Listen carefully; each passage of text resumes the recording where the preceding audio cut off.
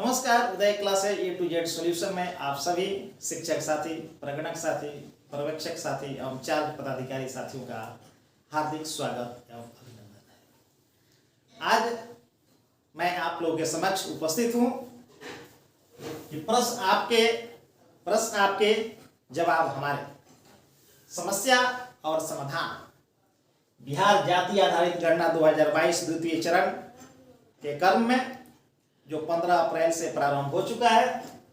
बहुत सारे साथियों द्वारा बहुत सारे प्रश्न पूछे जा रहे हैं, तो उन सभी प्रश्नों का जवाब मैं लेकर के आप सबों के समक्ष उपस्थित हूँ। उन प्रश्नों में जो अधिकांश प्रश्न जो लोग पूछ रहे हैं विकल्प और कोड से संबंधित है, तो जिस विकल्प और कोड में ज़्यादातर समस्याएं आ रही है, जिसमें ज़्यादा कन्फ्यूजन है, उन कन्फ्यूजन को दूर करने का प्रयास मैं इस वीडियो के माध्यम से मैं करूंगा। सबसे पहले आप सभी साथियों से निवेदन है कि आप लोगों को भी इस तरह का बिहार आधारित जाति गणना 2022 से संबंधित मार्गनिर्देशिका अनुदेश पुस्तिका आप सभी को भी प्राप्त हुआ होगा। इसका एक बार आप सभी अध्ययन अवश्य करें। इसमें आपको बहुत सारी समस्याओं का समाधान आपको हो जाएगा। इसके बावजूद भी नहीं होता है आपके समस्याओं का समाधान, तो मैं आपके समस्याओं के समाधान के लिए उदय क्लास है ए टू जेड सॉल्यूशन हमेशा आपकी सेवा में तत्पर है।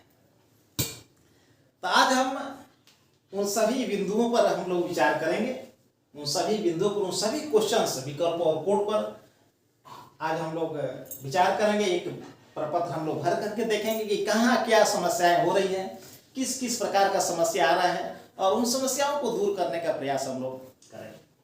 जैसे कि आप लोग देख रहे हैं कि आप लोगों के समक्ष मैं एक चार्ट यहाँ पर मैं बनाया हूँ, जिसमें क्वेश्चन 1 मैं लिखा हूँ कि परिवार के सदस्य का पूरा नाम। उसके बाद जो समस्याएं आ रही है, बहुत सारी समस्याएं, जैसे क्वेश्चन नंबर जो 10 है, प्रश्न संख्या 10 कार्यकलाप कोड, इसमें कुछ समस्याएं आ रही है। आवासीय स्थिति में कुछ समस्याएं आ रही है। क्वेश्चन नंबर 12 अस्थायी प्रवासीय स्थिति में भी समस्या आ रही है। क्वेश्चन नंबर 15 कृषि भूमि। क्वेश्चन नंबर 16 आवासीय भूमि, सभी स्रोतों से मासिक आय, आधार, और उसके बाद एक और कॉलम जो कि आपके प्रपत्र में नहीं है, वो अपने से बनाना है। जो बिहार सरकार सामान्य प्रशासन विभाग के सचिव मोहम्मद सुहेल के द्वारा जो 15/4 को जो पत्र जो जारी हुआ, जिसके अनुसार आपको यदि वो अस्थायी प्रवास की स्थिति में, यदि वो बिहार के किसी अन्य स्थान पर रोजगार या शिक्षा के उद्देश्य से या किसी दूसरे जिले में है, तो उस जिले का कोड यहाँ भरना है लास्ट वाले में। किसी दूसरे देश में यदि वो नौकरी या रोजगार के उद्देश्य है या शिक्षा ग्रहण के उद्देश्य है, तो उस देश का कोड यहाँ पर भरना है। यदि किसी दूसरे राज्य में है, तो उस राज्य का कोड यहाँ भरना है। ये सारी चीज की जानकारी मैं आप लोगों को इस वीडियो में दे रहा हूँ। अब देखिए, यहाँ मैं एक परिवार जो यहाँ लिया हूँ, इस परिवार में 4 सदस्य हैं। जैसे एक हृदयप्रीत जी है, इनकी पत्नी हो गई पूनम प्रिया, इनके एक लड़का है सिद्धू और एक लड़की है जग्गू। ये 4 सदस्यों का हमने एक परिवार लिया है आप लोगों के समक्ष। अब ये परिवार के मुखिया स्वयं है हृदयप्रीत जी। इसका कोड तो आप लोग जानते हैं कि 01 होगा, पत्नी का 02 होगा कोड, और पुत्र और पितरी का 03 कोड होगा। इसलिए मैं छोड़ दिया हूं। तो कार्यकलाप क्वेश्चन नंबर 10 यानी कार्यकलाप कोड से हम लोग प्रारंभ करते हैं। अब देखिए कार्यकलाप कोड।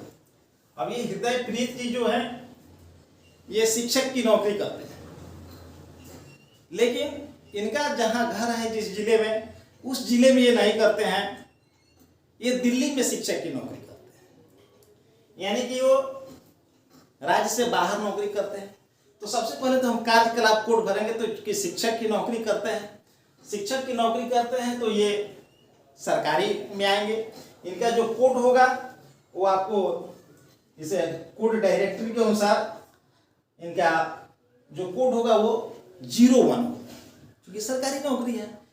यदि कोई नियोजित भी है, जैसे यदि आपके विद्यालय में कोई मान लीजिए कि नियोजित शिक्षक है, रसोईया है, रात्रि प्रहरी है, कंप्यूटर असिस्टेंट है, पुस्तकालयाध्यक्ष हैं या प्यून है, यदि उन्हें पूर्णतः या अंशतः यदि सरकार के द्वारा उन्हें मानदेय या वेतन प्राप्त होता है तो वे सरकारी कर्मी माने जाएंगे।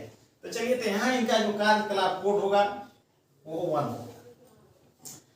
कोड भरने के समय में आप लोग इस बात का ख्याल रखेंगे कि जो भी अंक हम प्रयोग करेंगे वो अरेबिक अंक का प्रयोग करेंगे, यानी 1 लिखेंगे तो सीधे एक खड़ी पाई खींच देंगे, उसमें कोई भी ऊपर नुक्ता वगैरह नहीं बनाना है।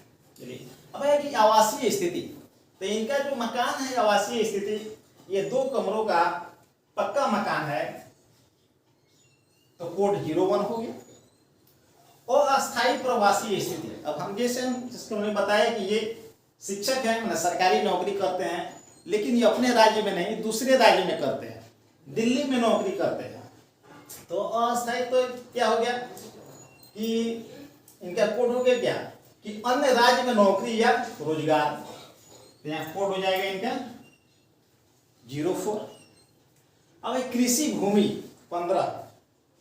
अब कृषि भूमि जो है इनके पास 50 डिसमिल से अधिक और 1 एकड़ तक इनके पास कृषि भूमि है, जिसका कोड हो जाएगा 03।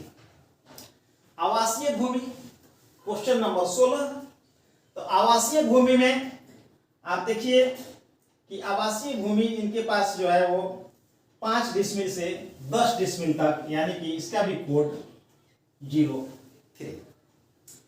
सभी स्रोतों से मासिक आय, तो सभी स्रोतों से इनकी जो मासिक है आय है वो है आपको 40,000 से अधिक और 50,000 तक, जिसका कोड है आपको 06। अब इसके बाद देखिए कि यहाँ आधार नंबर है।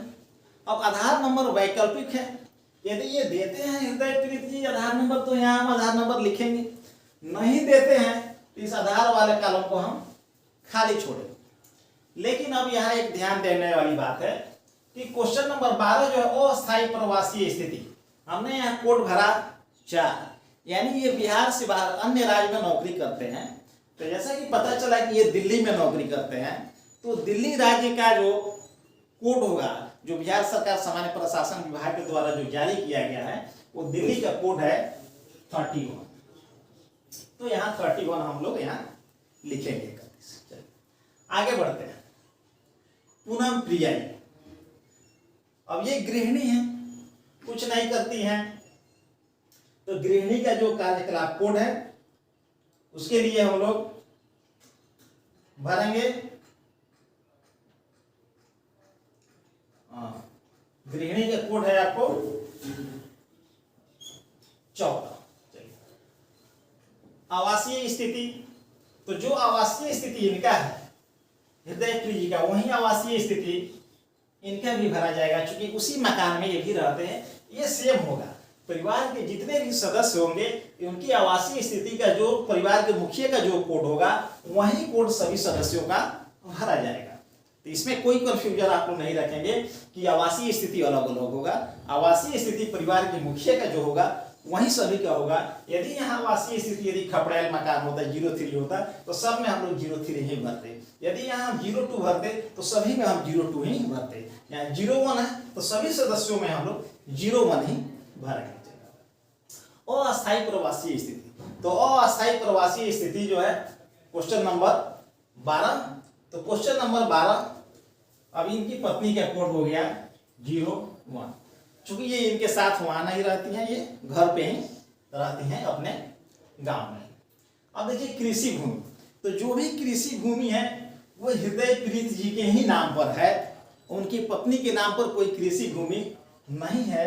तो उसके लिए हम कोड भरेंगे जो शून्य का कोड है 01। अब ऐसा नहीं कि परिवार के मुखिया का कोड हम 03 भर दिए तो बाकी सदस्यों का भी 03 हम भर देंगे। तो भाई इतना जमीन कहाँ से आ जाएगा परिवार के पास कि सबके पास जो से 1 एकड़ से 1 एकड़ तक जमीन हो।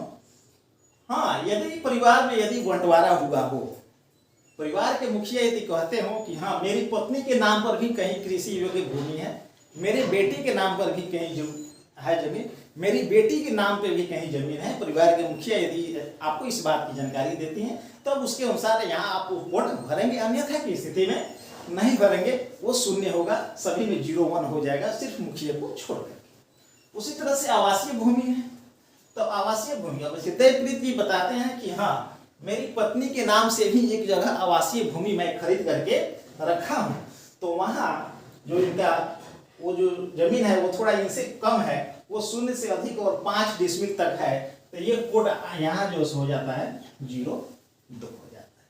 सभी स्रोतों से मासिक आय, तो चूंकि यहाँ कोड हम कार्यकलाप कोड हम 14 भर रहे हैं, तो आप सभी जानते हैं कि कार्यकलाप कोड 13, 14 और 15 के लिए जो सभी स्रोतों से मासिक आय का जो कोड है उसमें 0.8 भराएगा, यानी कोई आय नहीं। यहाँ कोड 0.8 आधार नहीं है। अब देखिए, अब इनके लड़के सिद्धू कार्यकलाप कोड पढ़ता है, तीसरी क्लास अभी पास किया है, तो उसका कोड क्या होगा 03। आवासीय स्थिति 01, अस्थायी प्रवासीय स्थिति 01, कृषि भूमि 01, आवासीय भूमि 01, क्योंकि इनके बेटे के नाम से कोई आवासीय भूमि नहीं है। सभी स्रोतों से आए, क्योंकि विद्यार्थी है तो 0.8। सॉरी, यहाँ देखिए गलती हो गया, यहाँ जो विद्यार्थी का जो कोड होगा कार्यकलाप कोड वो हम लोग भरेंगे, तो विद्यार्थी का जो कार्यकलाप कोड है वो 13 है, 13 है। चलिए अब आधार को हम छोड़ देते हैं। चलिए अब देखिए, अब यहाँ इनकी एक पुत्री है, ये भी विद्यार्थी है, तो इनका भी कोड कार्यकलाप कोड क्या हो गया 13 हो गया। आवासीय स्थिति 01, अस्थायी प्रवासीय स्थिति 01, कृषि भूमि 01, आवासीय भूमि 01, सभी स्रोतों से मासिक आय 0.8। देखिए इस तरह से हमने आप लोग जो से देखे कि ये पूरे परिवार का डाटा मैं आपके समक्ष मैं भर दिया है। अब इसमें देखिए, अब इसमें कुछ समस्याएं आ सकती है आप लोग के समक्ष। अब जैसे देखिए अस्थायी प्रवासी स्थिति, अब ये तो रहते हैं बिहार, दिल्ली में रहते हैं, तो कोड इनका 04 हो गया, और दिल्ली राज्य का कोड जो है 31 हो गया। अब यदि हम मान लें या ये बताते हैं हृदयप्रीत जी कि इनके जो बेटा और जो बेटी है, पुत्र और जो पुत्री है, ये भी इनके साथ वहीं रहते हैं, वहाँ ये रह करके पढ़ते हैं, तो अभी जो हम यहाँ पर कोड जो 0101 जो लिखे हैं, तो ये कोड चेंज हो जाएगा, क्योंकि यदि शिक्षा के उद्देश्य से राज्य से बाहर यदि कोई रह रहा है, बिहार राज्य से बाहर, तो उसके लिए जो कोड है आपको, वो कोड है आपको 06, तो 06 भरेंगे। और यहाँ कहाँ रहते हैं, जिस राज्य में रहते हैं, तो उसका कोड यहाँ पर हम लोग भरेंगे 31, क्योंकि दिल्ली में रहते हैं, दिल्ली का कोड 31 है। अब दूसरी परिस्थिति आपके साथ जो ये आ सकती है कि हृदयप्रीत जी अपने पूरे परिवार के साथ दिल्ली रहते हैं, यानी यहाँ जो अभी जो दिखाया गया है कि पत्नी घर पे रहती है, तो इनका कोड हम यहाँ पर 01 डाले हैं। लेकिन यदि ऐसी जानकारी मिलती है, क्योंकि ये सभी लोग घर से बाहर आते हैं, तो इनकी डाटा पहले हम भरेंगे कैसे, उसके लिए इनके आस पड़ोस के जो भी कोई सदस्य होंगे, जो लोग भी होंगे, उनसे इनका कॉन्टेक्ट नंबर लेंगे, उनसे इनसे वीडियो कॉल हम बात करेंगे, और उसके बाद हम इनकी सारी जानकारी इनके परिवार की हम लोग भरेंगे। तो यदि पूरे परिवार के साथ ये दिल्ली में है अस्थायी प्रवासी स्थिति में, तो उस परिस्थिति में ये जितने भी सदस्य हैं सभी का कोड जो है सो आपको अस्थायी प्रवास की स्थिति सभी में 04 हो जाएगी। अब आपके साथ एक और परिस्थिति आ सकती है कि कोई ऐसा परिवार मिले कि जो अब लौट करके अपने मूल स्थान पर नहीं आने वाला, यानी वो हमेशा के लिए प्रवास कर गया हो किसी दूसरे राज्य में या किसी दूसरे देश में, तो वैसे परिवारों की गणना नहीं करनी है। हाँ, यदि उस परिवार के किसी कोई एक सदस्य, पिता, माता, पति, पत्नी, भाई, बहन या कोई एक सदस्य यदि यहाँ पर रह रहा हो, तब हम परिवार के अन्य सदस्यों की गणना हम यहाँ पर करें। इस तरह से उम्मीद है कि ये क्वेश्चन संख्या जो 12 है, अस्थायी प्रवास की स्थिति, इसमें कोई कंफ्यूजन आप लोगों को नहीं रह गया। कृषि भूमि में कोई कंफ्यूजन नहीं है। एक परिवार के मुखिया के नाम पर जो भी उपलब्ध भूमि होगी उनके मुख्य नाम पर है तो उन्हीं के नाम पर हम लिखेंगे, अन्य सदस्यों के नाम पर 0-1 हो जाएगा। यदि मुखिया द्वारा इस बात की जानकारी दी जाती है कि नहीं अन्य सदस्य के नाम पर भी जमीन है, तो अब हम उसके अनुसार हम कोड यहाँ भरेंगे। आवासीय भूमि में भी वही है, आय भी आप लोग समझ लिए। और यहाँ पर वो अस्थायी प्रवास की स्थिति में जिस जैसा कोड यहाँ होगा हमारे 12 नंबर, यदि दूसरे जिला पर रहते हैं तो उस जिला का कोड, दूसरे राज्य में रहते हैं तो दूसरे राज्य का कोड, या दूसरे देश में रहते हैं, विदेश में रहते हैं तो उस देश का कोड यहाँ पर लास्ट में हमें लिखना है। ये अपडेटेड निर्देश प्राप्त हुआ है। इससे संबंधित मैं वीडियो आप लोगों के पीछे मैं दे भी चुका हूँ। उम्मीद है कि आप लोग उसे देखे होंगे और देखे भी है। मुझे बहुत खुशी है कि आप सभी लोग मेरे प्रत्येक वीडियो को आप लोग देखते हैं और आप लोगों की शुभकामनाएं के रूप में लाइक्स और कमेंट्स प्राप्त होते हैं, जिससे मेरा उत्साह और बढ़ता है। इसके लिए आप सभी का बहुत बहुत धन्यवाद। चलिए अब एक समस्या ये आ जाती है आपके साथ कि प्रथम चरण में जब आपने इनके यहाँ गणना करने गया तो यहाँ इन्होंने बताया कि 4 सदस्य हैं। 4 सदस्य का आपने जो लिख लिया। अब द्वितीय चरण में जब आप जा रहे हैं प्रपत्र भरने के लिए या बिजागा ऐप पर अपलोडिंग के लिए जब आप जा रहे हैं तो इनके द्वारा कहा जा रहा है कि नहीं, मेरे परिवार में 4 नहीं 6 सदस्य हैं। तो वो 5वें और 6ठे सदस्य के रूप में हो सकता है कि इनके परिवार में कोई नई बहू आई हो या किसी नवजात शिशु का जन्म हुआ हो, तो उसका नाम हम यहाँ पर जोड़ेंगे। एक और समस्या आ सकती है कि इन्होंने लिखाया था कि 4 सदस्य और आज आप जाते हैं तो कहते हैं कि ना मेरे यहाँ तो 2 को सदस्य है। तो उस पर स्थिति क्या हो जाता है कि या तो 2 सदस्य ये जहां इनका निवास स्थान है वहां से वो हट गए हैं, यानी कि अस्थायी प्रवासी वो हो गए हैं। तो अस्थायी प्रवासी जैसे ही हम सेलेक्ट करेंगे तो उनका डाटा लॉक हो जाएगा, होगा कि हाँ परिवार यहाँ रहता है, नहीं रहता है तो उनकी गणना नहीं करेंगे। या किसी की मृत्यु हो गई है तो जैसे मृत आप सिलेक्ट करेंगे ऐप में जाकर के तो उसके आगे का डाटा लॉक हो जाएगा, आपको नहीं भरना पड़ेगा। एक और समस्या आ रही है, वो समस्या क्या है आपको कि प्रपत्र संख्या। तो प्रपत्र संख्या आप लोग देख रहे होंगे कि आपके प्रपत्र में एक बार कोड जो है सो दिया हुआ है। तो आप सभी जानते हैं कि एक प्रपत्र पर एक ही परिवार का भरना है, यानी एक प्रपत्र एक परिवार के लिए है। और जब भी हम ऐप में हम जाएंगे तो ये प्रपत्र का जो बार कोड है इसे हमें स्कैन करना है। तो जब स्कैन करेंगे तो जो भी प्रपत्र संख्या होगा वो ऑटोमेटिक वहां फिल हो जाएगा। अब ये कोई जरूरी नहीं है कि इस प्रपत्र का इस्तेमाल आप सीरियली ही करेंगे, आप कहीं से भी प्रपत्र का इस्तेमाल आप कर सकते हैं, लेकिन इस बात का ध्यान रहे कि एक परिवार के लिए एक ही प्रपत्र का इस्तेमाल आप कर सकते हैं। तो एक प्रपत्र का इस्तेमाल जब करेंगे तो एक प्रपत्र में आप 15 अधिकतम 15 सदस्यों का ब्यौरा आप उसमें भर सकते हैं। और यदि किसी परिवार में सदस्यों की संख्या 15 से अधिक है तो आपके 4 पदाधिकारी के द्वारा कंटिन्यूएशन फॉर्म आपको उपलब्ध कराया जाएगा या करा दिया गया होगा। आपको कंटिन्यूएशन फॉर्म मिल गया होगा। आपके गणना क्षेत्र में जितने भी ऐसे परिवार होंगे जिसमें यदि 15 से अधिक सदस्य हैं तो उसके हिसाब से आपके 4 पदाधिकारी द्वारा आपको कंटिन्यूएशन फॉर्म उपलब्ध करा दिया। एक समस्या यह भी आ रही, बहुत सारे साथी कहते हैं कि सर ये हमने गलती से ऐसा सबमिट जो है सो कर दिया है, कुछ गलतियां हो गई है, जैसे कुछ कोड जो है सो गलत हो गया है। तो जब एक बार प्रगणक के द्वारा जब सबमिट कर दिया जाएगा तो आप उसमें कोई सुधार नहीं कर सकते हैं। उसमें कोई भी सुधार आपके पर्यवेक्षक ही कर सकते हैं।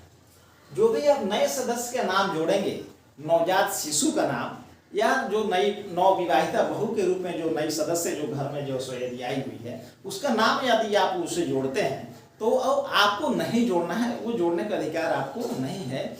इसकी सूचना आप पर्यवेक्षक को देंगे या आप जो प्रपत्र भरेंगे उस प्रपत्र में नीचे में आप उसको जो सो लिखेंगे, उसकी सारी जानकारी आप लिखेंगे। लेकिन जहाँ बात है कि आपको परिवार में कुल सदस्यों की संख्या, तो परिवार में कुल सदस्यों की संख्या आप उतना ही लिखेंगे जिस समय आपने मकान सूचीकरण के समय लिखा था। जैसे मकान सूचीकरण के समय यहाँ पर परिवार की सदस्य संख्या कुल यदि 4 लिखे गए थे तो अभी भी आप 4 ही लिखेंगे।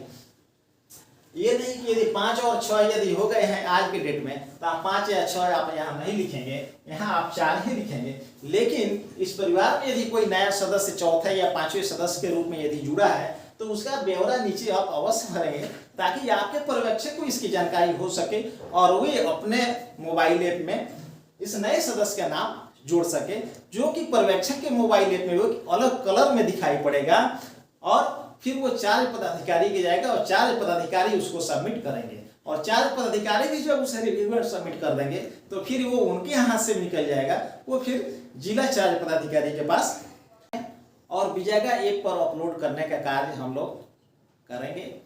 उम्मीद है कि आप लोगों को अब कोई दिक्कत नहीं होगी। यदि किसी भी बिंदु पर आपको कोई समस्या हो तो आप कभी भी किसी भी समय आप हमसे पूछ सकते हैं, आप हमसे कमेंट बॉक्स में पूछ सकते हैं, आप हमें मैसेज कर सकते हैं।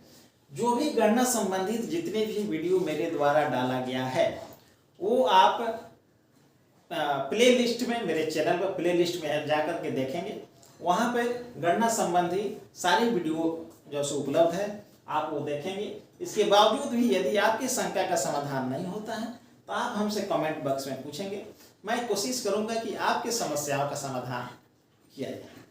यदि आप हमसे सीधे कांटेक्ट करना चाहते हैं तो आप मुझसे इस मोबाइल नंबर पर आप कांटेक्ट कर सकते हैं 94725016 आप इस नंबर पर हमसे कांटेक्ट कर सकते हैं। पुनः एक बार नंबर देखिए 9472250167। इस नंबर पर भी आप हमें कांटेक्ट कर सकते हैं। आप मुझे इंस्टाग्राम या फेसबुक पर भी आप मुझे फॉलो कर सकते हैं। उम्मीद है कि आप लोगों को ये जानकारी अच्छी लगी होगी।